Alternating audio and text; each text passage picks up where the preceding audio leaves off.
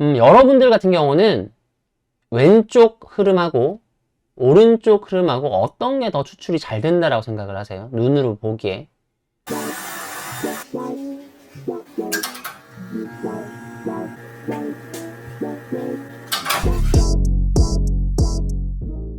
오늘 주제는 에스프레소와 바스켓 그리고 추출 흐름에 대한 이야기를 나눠볼까 합니다.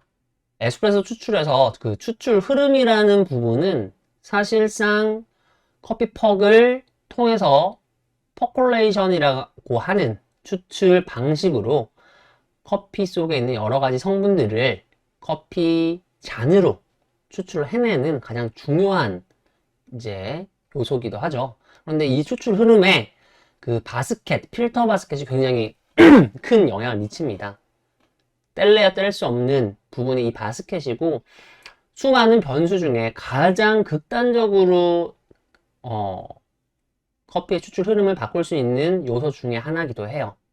그라인딩도 굉장히 중요하고 그리고 도직량도 굉장히 중요하잖아요. 근데 그 두 가지를 결정 짓는 것이 결과적으로는 이 바스켓입니다. 그 바스켓에 이 커피 퍽이 추출되는 그 최 접점에 위치한 장비니까 자 요것들에 대해서 여러분이 초점을 좀 귀 기울여서 맞춰 보시면 굉장히 의미 있는 추출의 변화들을 이제 겪으실 수가 있어요. 그래서 저 개인적으로도 굉장히 중요하게 생각하는 변수 중에 하나입니다. 혹시나 라이브를 하다가 지난주에도 좀 끊겼는데 이 시간에 좀 끊기는 것 같아요. 그런데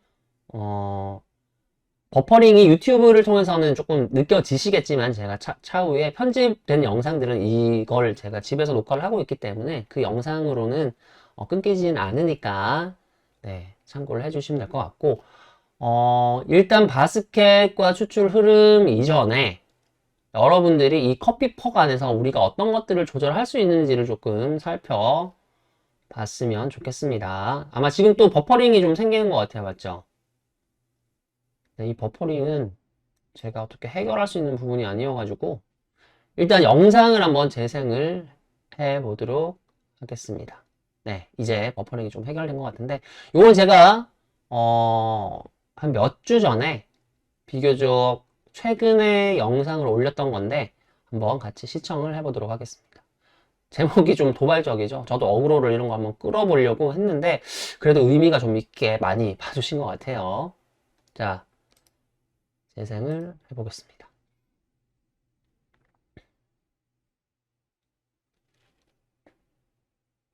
영상을 보면서 제가 조금씩 보충 설명을 드리겠습니다. 일반적으로 기본적으로 일반적인 추출 세팅에서는 아름답지 않은 추출의 입자 크기, 그 다음에 입자 양을 사용을 해서 일반적인 추출 그 파라미터를 갖고 추출한 겁니다. 굉장히 지금 빨리 추출이 됐죠. 거의 70g 정도가 20g에 71 정도 났으니까 저희는 일반적으로 이걸 제어를 하기 위해서는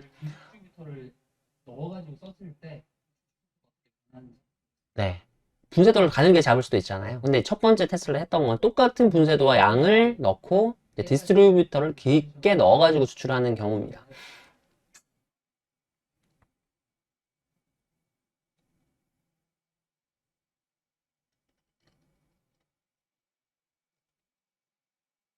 추출이 아까보다 타이트해졌죠. 근데 이 타이트해지는 건 여러분들이 이미 뭐 많이 여러 채널들 통해서 알고 계신 부분이기도 할 거예요.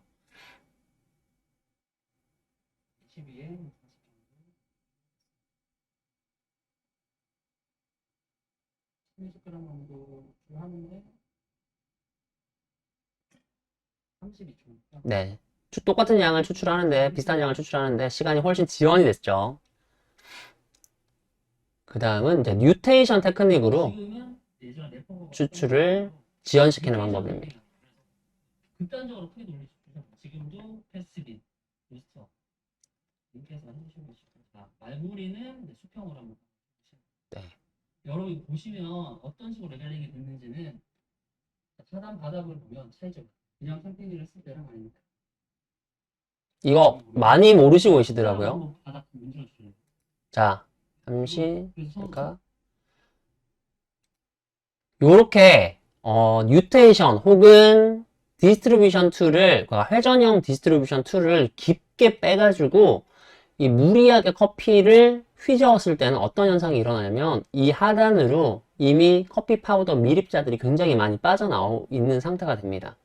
지금 영상을 보시면 바텀리스로 추출을 하시지 않는 분들은 거의 인지를 못하는 현상이에요. 그런데 바텀리스를 사용을 하시는 분들은 굉장히 익숙한 부분이기도 합니다. 자, 과연 어떻게, 뭐가 나올지 한번 잘 보세요. 잠시만, 죄송합니다. 네. 다시. 죄송합니다. 제가 유튜브 영상이 지금 같이 링크가 되어 있으니까 넘어갔네요.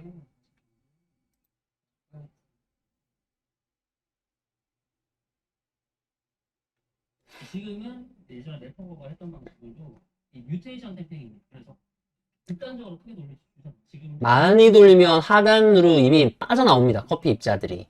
밀입자니까 고형분 플러스 미분들이에요. 여러분 보시면 어떤 식으로 레벨링이 됐는지는 하단 바닥을 보면 차이점이 그냥 템핑을 했을 때랑 아닙니다. 여기 보면 파우더 손가락을 한번 바닥 좀 문질러주세요. 네, 쭉 그래서 손가락 한번 보여주세요. 지금 보이시죠? 엄청난 양이 나옵니다. 실제로. 바스켓 하단에 이미 만져보면 그냥 입자들이에요. 이게 컵에 옮겨가는 겁니다. 일반적인 템핑은 이렇게 이런 현상이 일어나죠. 그럼 이걸로 실제로 수출을 똑같이 해보겠습니다. 똑같이 20g. 요거는 그냥 일반적인 똑같은 플랫 템퍼로 가지고 뉴테이션 템핑을 한 상황이에요. 초반에 세팅처럼 굉장히 굵고 20초에 막 70ml씩, 70g씩 나오는 입자를 동일하게 사용을 합니다.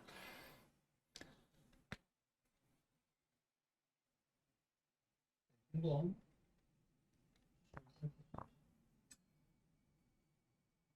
수출 프로그램이 똑같습니다.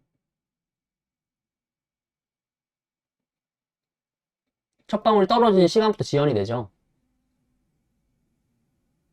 뉴테이션을 해도 처음에 초반에 굉장히 예쁘게 잘 나온다라고 생각하시는 분이 지금 아마 많으실 것 같아요. 그래서 사실은 뉴테이션이랑 디스트리뷰터랑 여러분이 뭐 사실 말씀하신 오히려 디스트리뷰션 툴을 깊게 뺐을 때보다 더 안정적일 수도 있습니다. 그래서 수출 흐름 자체가 굉장히 타이트하게 나오고 겉보기에서는 뭐 나무랄 게 없는 추출이죠. 이런 것들은 그 상황에 맞춰서 할수 있어요.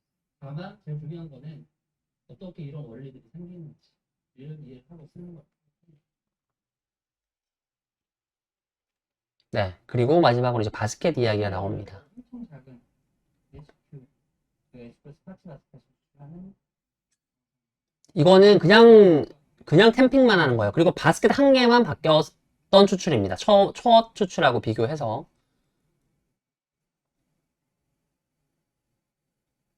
네, 뭐 아름답게 나오진 않아요. 왜냐하면 나머지 변수를 아무것도 조절을 하진 않았습니다. 진짜. 근데 추출 흐름만 보세요. 20초에 70ml가 나오는 게 훨씬 더 되는 거. 여기는 뭐 아무것도 안 했고요. 단순히 그냥 템핑만 대충 했어요. 템핑도 뭐 심혈을 기울여서 한 것도 아닙니다.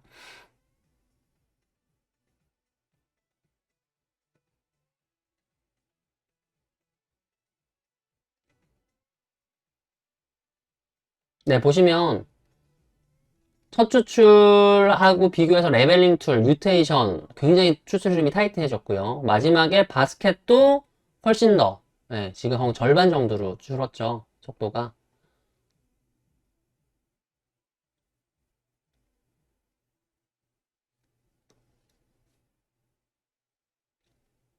네, 근데 이게 저는 좋다라고 생각을 하지 않기 때문에 이 영상을 보여드린 거예요. 그러면 오늘 주제가 일단은 균일한 추출에 대한 이야기를 저희가 나누고 있기 때문에 그런 부분에 대해서 조금 다시 생각을 해서 정리를 한번 해보도록 하겠습니다. 자, 방금 여러분들이 여러 가지 추출을 보셨어요. 똑같은 굵은 입자들을 사용을 한 경우인데 방식들이 조금 달랐습니다. 패킹 방식이 달랐죠. 자, 그런데 여러분들 같은 경우는 왼쪽 흐름하고 오른쪽 흐름하고 어떤 게 더 추출이 잘 된다라고 생각을 하세요? 눈으로 보기에.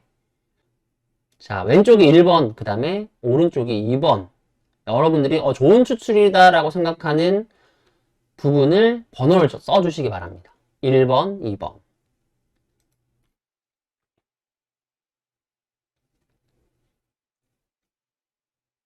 네, 토마스 정님 반갑습니다. 이주환님 반갑습니다. 신주환님도 반갑습니다. 성함이 조금 비슷하시네요. 네. 여러분들의 확인날을 제가 많이 진행을 하면서 이런 이야기들을 해 드렸더니 그림이 너무 설명을 잘하는 그림이어서 그런가요? 네, 맞습니다.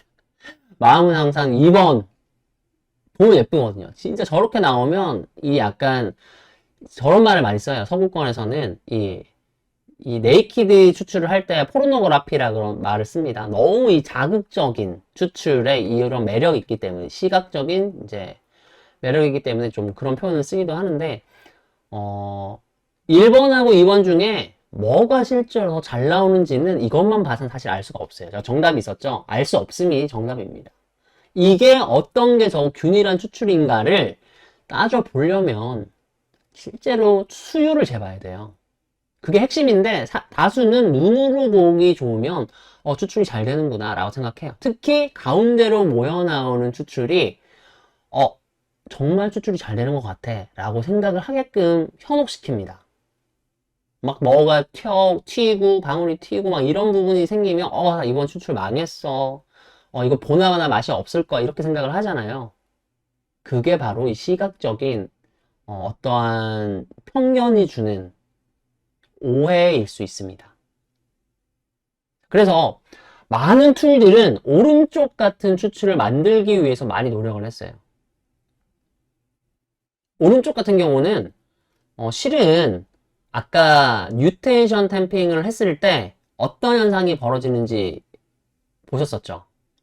굉장히 중간으로 한 줄기로 딱 모여지면서 그리고 이 쥐꼬리 같은 딱 한 줄기 흐름으로 예쁘게 떨어집니다. 컵 한 잔으로 막 튀지도 않고 아름답게 떨어지는 거. 그런데 걔가 실제로는 어떻게 추출이 되고 있을까라는 것을 우리는 의심해보고 고민을 해봐야 돼요. 그리고 왼쪽 같이 나오면 채널링이야 막 이렇게 생각하거든요. 근데 왼쪽이 채널링인지 오른쪽이 채널링인지 우리는 생각을 해봐야 됩니다. 자, 밑에 그림만 봤을 때 동그라미가 정말 잘 나오는 부분이라고 우리가 가정을 해볼게요. 왼쪽에 노란 영역이 추출이 실제로 잘 되는 부분이라고 생각하겠습니다. 왼쪽이 나을까요? 오른쪽이 나을까요? 실제로 추출이 되는 총 표면적 이 노란색 영역만 보면 왼쪽이 더 잘 되는 걸 수도 있어요. 이런 형태가 그런 거죠. 이 그림은 제가 이 추출에 대한 이해를 돕기 위해서 정말 한 몇 년 전에 제가 만들어가지고 여러 교육자료로 사용을 했던 내용이거든요. 근데 이런 이야기를 하면 많은 분들은 그래도 오른쪽이 더 잘 되는 거 아닌가 라고 지금까지도 의심을 해 오셨었어요. 그런데 이 부분을 분석을 하려면 전 저걸 어떤 식으로 생각을 하다가 발견을 했냐면 이 자료는 제가 워낙 많이 이제 사용을 하는 자료이기 때문에 자, 두 가지 추출이 다릅니다. 이거는 굉장히 여러 가지 방식으로도 비슷한 형태를 만들 수가 있어요. 탭핑으로도 만들 수가 있고요. 템포 모양으로도 위와 아래에 다른 형태의 추출을 만들 수가 있습니다. 그 다음 템핑 메소드라 그래서 툴을 사용을 하는 것들도 포함이 되겠죠.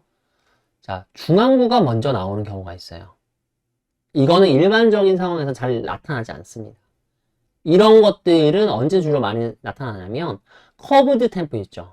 중간이 불룩한 템퍼들 혹은 회전형 디스트리뷰션 툴을 깊이 넣어가지고 헤집어서 썼을 때, 그 다음 여러분 아까 보셨던 뉴테이션 탬핑을 했을 때는 전부 다 이런 형태로 중앙부가 먼저 나오기 시작합니다. 먼저 나오니까 추출 흐름이 생기잖아요. 그러면 측면에 있던 부분들에서 이쪽으로 타이트하게 추출이 되면서 한 군데로 쉽게 모여가지고 떨어지기 시작합니다. 왜냐하면 이쪽이 유량이 제일 많으니까 끌려가요. 그러니까 중간으로 잘 떨어지는 겁니다. 그런데 문제는 이런 퍽을, 그러니까 수요를 재봐도 오른쪽 밑에 쪽 같은 경우는 추출이 잘 안 되는 것처럼 보이잖아요. 맞죠? 야, 이거 가장자리로 먼저 나오네. 가장자리 채널링이야. 서구권에서는 이런 걸 도넛 현상이라 그래서 되게 나쁜 거라고 생각을 했어요. 그런데 재미있게도 제가 이걸 어떻게 이제 해보면서 고민을 했었냐면 수율을 재보면 안 나와요. 얘가 계속. 얘가 오히려 수율이 더 안정적으로 일관적으로 높게 측정이 됩니다. 다소간이라도. 근데 이걸 퍽을 비교를 해보면 여러 세트에 제가 퍽을 다 비교를 해본 거예요. 그 스캔을 뜬 겁니다. 그러면 이 중앙부는 추출이 잘 돼요. 근데 이런 부분이 추출이 안 되는 게 눈에 보이시죠? 그리고 가장자리가 굉장히 까맣습니다. 근데 아래쪽 같은 경우는 상대적으로 그래도 밝아요. 차이가 눈에 좀 보이시죠? 자, 그래서 요거는 똑같은 템퍼를 사용을 했고 뉴테이션으로 제가 만든 겁니다. 18g BST 바스켓이니까 굉장히 또 타이트한 입자를 이제 갖고 테스트를 한 거고 일부러 이런 걸 더 시각화하기 위해서 제가 보여드리려고 했던 거고 플랫 58.3mm 짜리로 뉴테이션 템핑으로 비교를 한 겁니다.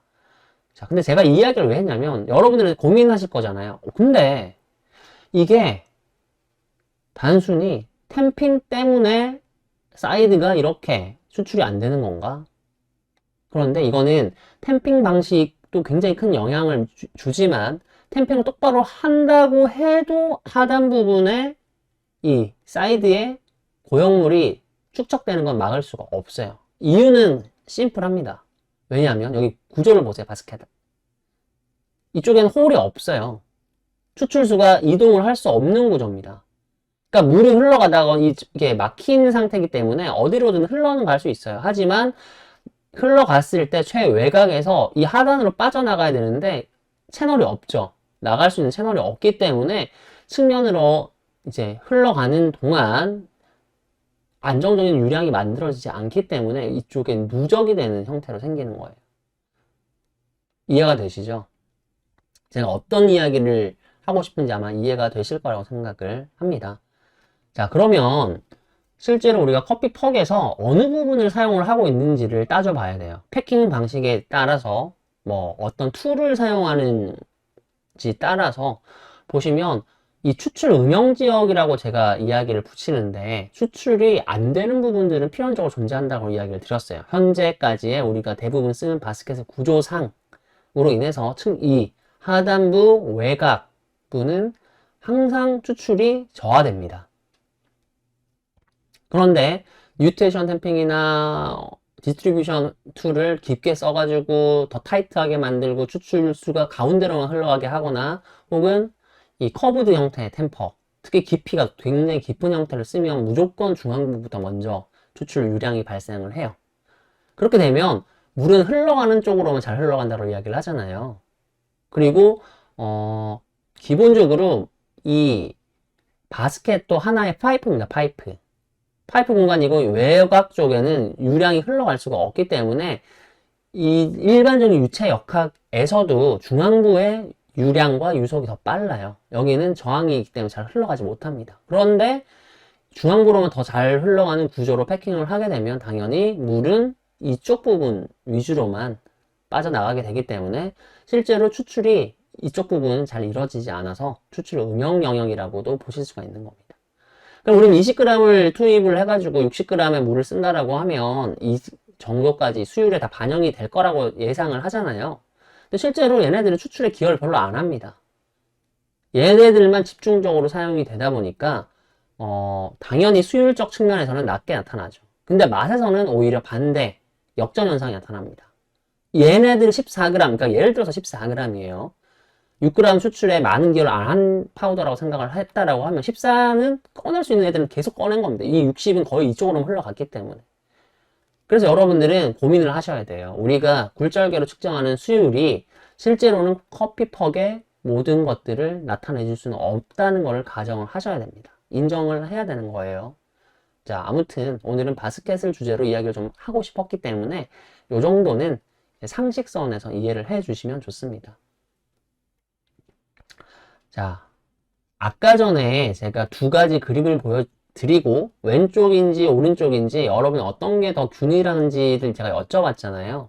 그런 토대를 가지고 이 유니필터라고 하는 웨버사에서 이제 제조를 하는 필터인데, 이 필터가 제가 아까 설명을 했던 그림하고 거의 똑같은 형태의 그림으로 본인들의 제품을 올해 소개를 하기 시작을 했어요. 올해가 아니죠. 작년이죠.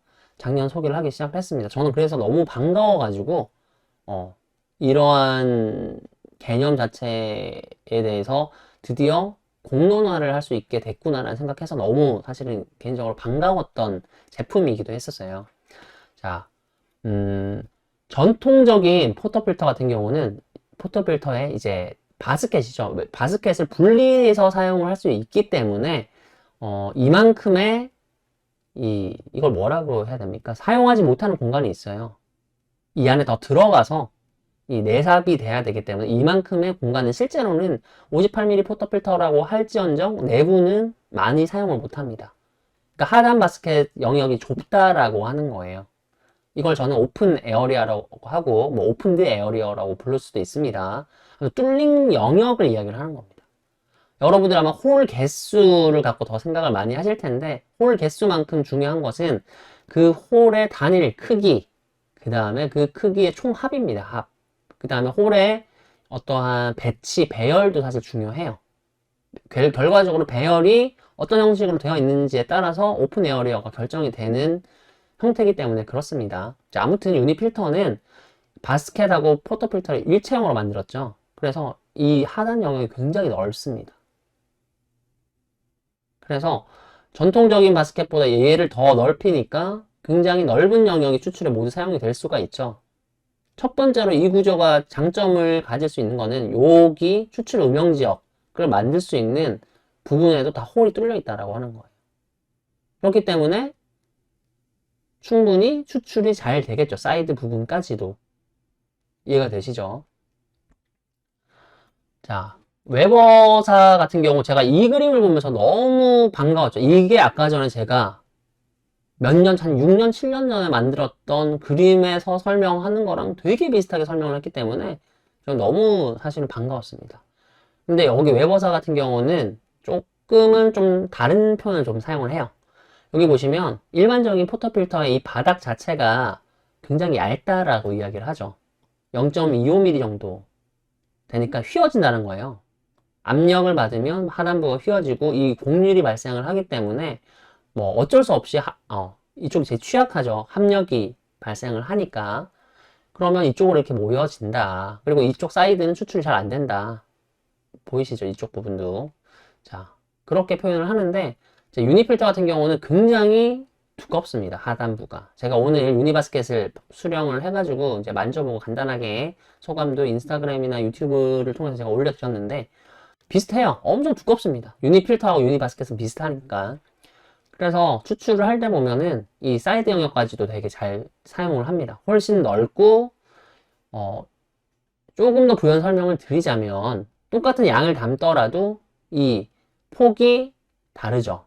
그러니까 퍽의 높이가 지금 여기는 똑같이 표현이 됐지만 동일한 양을 담으면 유니필터 같은 경우는 이 총 직경이 굉장히 넓기 때문에 이 퍽 자체의 높이가 낮아집니다.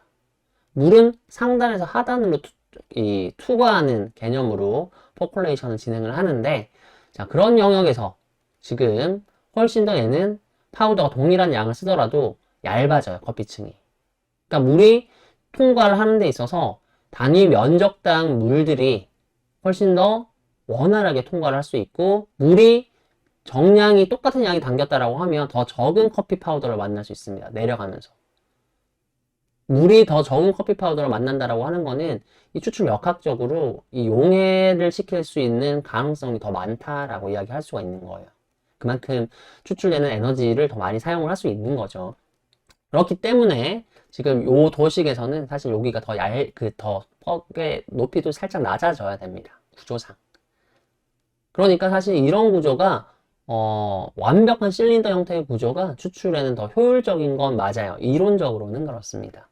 그런데 이렇게 했을 때는 이렇게 예쁜 추출이 잘 안 돼요.